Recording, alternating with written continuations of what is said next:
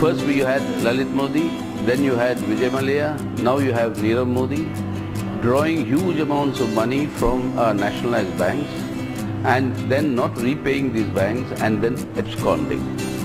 They abscond from the country before the FIR is filed, clearly with the full knowledge that a case is being initiated. And then they are found in the august company of the Prime Minister and the Finance Minister at the World Economic Summit in Davos, photographed very happily with the Indian Prime Minister, but yet the arm of our law enforcing agencies cannot reach them. This is the loot that is happening under the present government. We were promised a corruption-free government, but instead we have a government that is brazenly promoting this sort of crony capitalism whereby thousands of crores are being siphoned off of public money for private profit. You have this deal of the Rafale aircrafts where again the very boastfully the government said we do not have any middlemen any longer.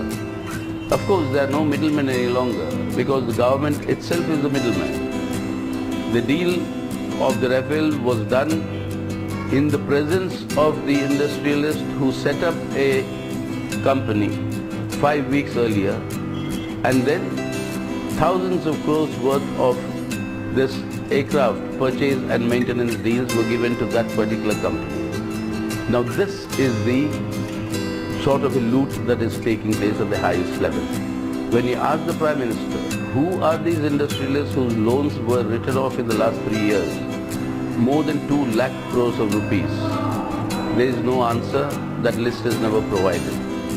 In fact, when we ask the Prime Minister, who are the industrialists that are accompanying you in the official plane at the expense of the Indian people, there is no answer. That list is never provided.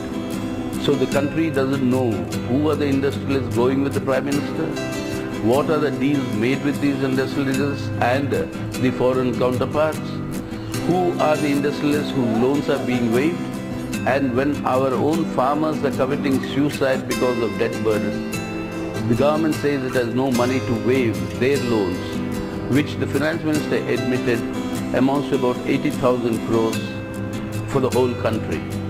But you can waive more than 2 lakh crores, nearly 3 lakh crores of loans taken by our industrialists, and the country doesn't know who these people are. This is something that is not acceptable. The country as a whole will have to rise against such crony capitalism, such loot of public resources, and the virtual selling of people's wealth for the profit maximization of few individuals close to the ruling party.